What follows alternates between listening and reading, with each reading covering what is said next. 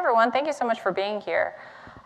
So I'm not sure if you know this, but every year, every commercial beehive is packed up in the United States, loaded onto trucks, and the bees are taken from farm to farm, state to state, and they're released for 2 weeks to go pollinate almond orchards, apple orchards, you name it. And then they are packed back on the trucks and shipped to another farm. The reason behind this is because our pollinators are dying. And this is an extremely serious problem for us because pollinators are responsible for 1/3 of the food that we eat. At Häagen-Dazs, we truly believe that we need to make the world a better place.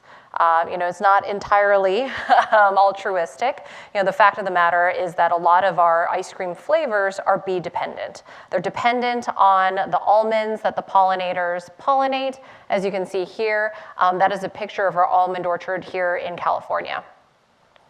And so, in order for us to create a better place and to be more responsible with our farming practices, we truly believe in social good. We believe in sustainability because at the end of the day, our consumers demand it. It's good for business and it's good for the world. So a little background on our involvement as it pertains to sustainability and pollinator conservation. The fact of the matter is that pollinators are dying at an alarming rate and no one knows why. And this year is actually the 10th anniversary of Nestle and Häagen-Dazs' support in pollinator sustainability. We have funded research and given over $1 million over the last 10 years. And kudos to the brand team because historically, we haven't really spoken about our support of the pollinators very broadly because at the end of the day, we have been writing a check. And the team truly believed that in order for us to really talk and lead in the space, we needed to do more than writing a check. Now, supporting research is extremely important, but we felt that as one of the largest CPGs in the world, Nestle, we needed to do more and we can do more. So driving sustainability. I mentioned earlier that every commercial beehive is packed up and driven farm to farm. This is a result of a farming practice known as monoculture. So a lot of the farms in the US actually only grow one kind of produce. And that's not sustainable, and that's not the farmer's fault. That is just how our farming system has been set up historically. And as a result, our pollinators don't have a home. So they're essentially homeless, right? And so for us to really help the pollinators thrive, we need to create a year-round environment for them that's extremely stable. So at our almond orchard, as you saw in the short video before, we started planting hedgerows. And hedgerows are there year-round, and they feed the pollinators year-round. So now, instead of stressing the bees out by packing them up and driving them from farm to farm, our bees have a home at our orchard farm. And we really felt like that was something that was like a step towards sustainability. And now we're kind of at the phase where it's all about promoting advocacy. I think that for us, VR was such an important platform for us to tell this story because it is a teleportation device.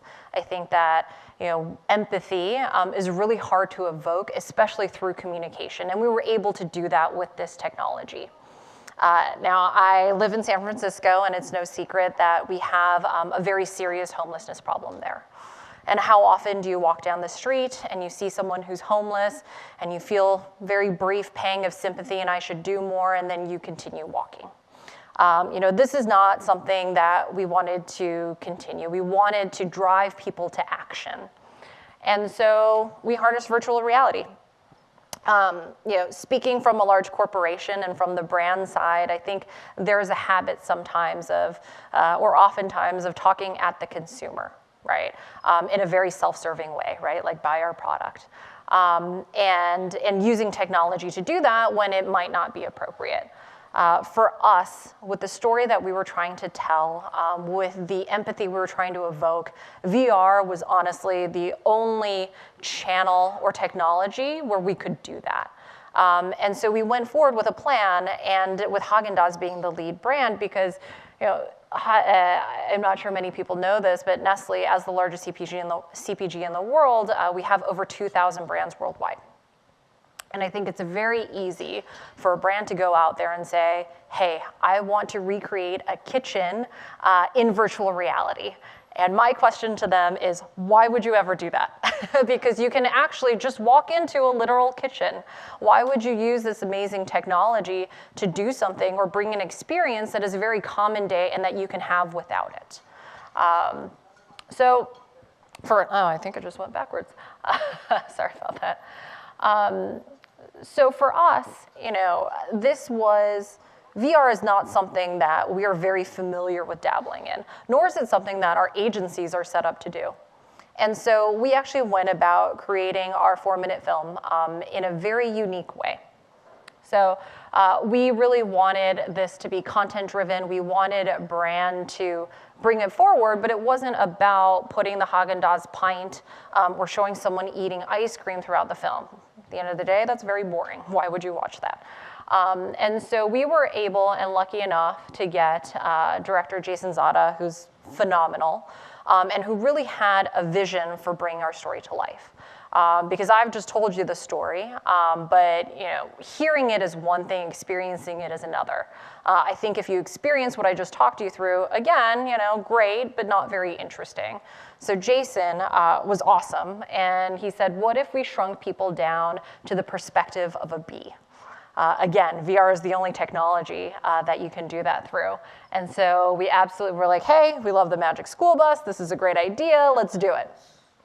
Jason, being amazingly talented, created our bee. Her name is Alex. And there's actually a very funny story about this. You'll see later that we actually approached a very different funding model when it came to this piece of content. And Alex, as we were originally pitching, was going to be a boy bee. And we released the trailer on social media, and we actually got a tweet from someone who is a hobby beekeeper. And she said, you guys are wrong. You guys, worker bees, and I see some nodding in the back, so I feel like worker bees are actually all women. Of course, they're doing all the work.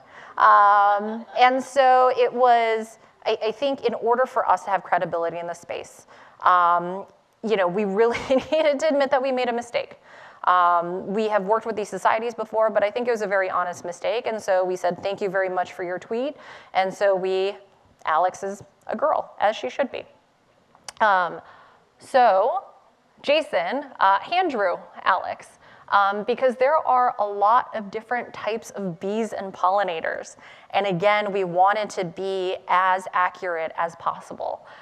So we went through a lot of bee conversations, and he spoke to a lot of scientists and people who work on the farms who we work with in order to make sure that it was the right bee and that he drew her correctly. And she was, we talked about how important representation is, that she was represented accurately. I mentioned before that our funding model was actually extremely different. And I think that, you guys are all consumers. You know that Super Bowl spots are very expensive and companies tend to invest in those. This wasn't the case for us because VR is not a proven platform for us as, either a content channel or advertising, right? And so we took our limited budget and we said, we have an idea and we truly believe in it. Let's take it somewhere and see if we can find support. And part of it was the dollars, but part of it was the credibility as well. We as Nestle or Häagen-Dazs, we're not credible when it comes to VR. We may not even be credible when it comes to corporate social responsibility or the fact that we're trying to make our farms more habitable for pollinators or that we really care.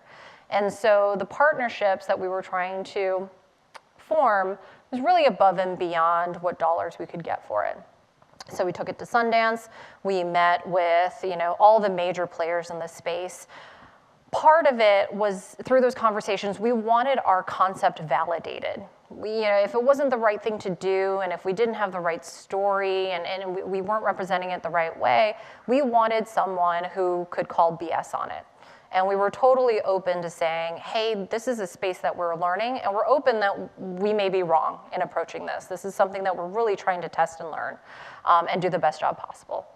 And so we took it to Sundance, and Well, I just kind of spoiled that. And we got some amazing partners, which I'll show at the end. So that was very, we actually ended up winning, and this is a spoiler alert, the HTC VR For Impact grant. And we were one of the first recipients. We were extremely excited, and HTC has been an incredible partner in that. And that was through us setting up meetings with them at Sundance and really validating our concept with them. We were also lucky enough to get Constance Zimmer. You may recognize her from Entourage or Unreal. And when we had Alex, we really wanted someone who was passionate about sustainability, right? We didn't just want to hire an actor because of their voice, or, I think there are certain actors we're probably very glad that we did not hire to voice the bee. But Constance, she is actually very passionate about sustainability, and she said, I believe in your project. I would be honored to be Alex. And we absolutely lucked out in that respect. And you can hear her if this works. Okay, all right, the sound didn't work. That's all right. You can watch the film later. As I mentioned, we had amazing partners as part of this process. So HTC, their VR For Impact grant, and I'll speak a little more about that. Google Daydream has been an amazing partner as well. I'm sure in earlier sessions we talked about content distribution as being quite a challenge when it comes to VR experiences. And so working with them, we were able to be featured on the main page, and they would talk about it, and they would really, that was the kind of the credibility we were looking for, the fact that they validated that this was a great idea, and they wanted to talk about it and bring it to their audience as well. And then lastly, Spectacle VR. When you're working in an emerging area, new content type like this, you're not going to find a lot of agencies out there or content creators who are absolutely well known in this space and have done multiple projects like this. And so Spectacle, we learned together. I think it was Reach Agency was a huge part of the equation as well. And I think that when I came from the agency, there was a saying that trust breeds bravery, and I truly believe that. It was a partnership where we all wanted to learn together and we could call BS on each other. And I think that is absolutely invaluable when you're creating content that is at the cutting edge of technology. So we absolutely would not be here without these guys. I spoke about HTC's VR For Impact. So if you're not familiar, they award grants to projects that align with the UN sustainability goals. And so for us, sustainable farming was one of those goals, and through a lot of conversation with HTC on, what we were doing outside of the film in terms of awareness and communication and distribution, they said, hey, we believe in what you guys are doing and we want to help fund this project. And so our project was actually unveiled at Davos this year, which pretty cool. I think I can go home now. So that was awesome. And again, I think, the validation and credibility that we were looking for. Ran through that pretty quickly. I wanted to save time for questions. We're an open book, but we are absolutely and incredibly proud of the project that we have put together. This has been a labor of love. This has been over multiple years, which I think is very foreign to large companies like ours because we tend to run on a campaign by campaign basis. So instead of an advertising campaign, this is something that we know will be out there hopefully forever, and just really making sure that we evoke people to drive to action to help save the pollinators. That's it.